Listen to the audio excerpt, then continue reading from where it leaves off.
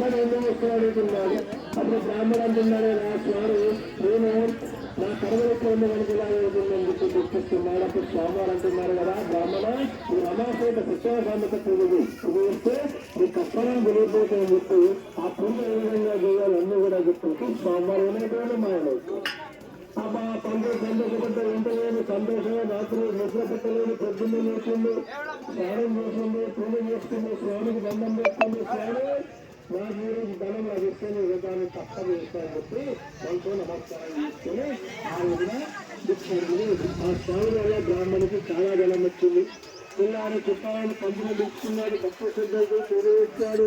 ఈ పూజ చేయడం స్వామివారు సంతోషపడి ఆయన కష్టాలు చూసి ఆ పంతులు ఏం చేసింది ధనవంతం చేసింది.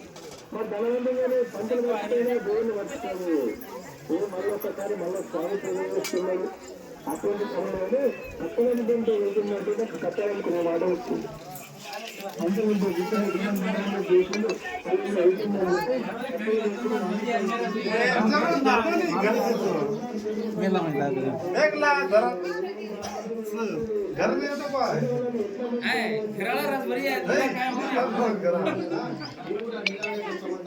ఈ స్వామి పూజ చేయడం ద్వారా నా కష్టాలన్నీ తొలగిపోయినాయి, నేను ధనవంతుడైనానే కట్టలు స్వామి నాకు ఈ రోజున నా కట్టల ముడి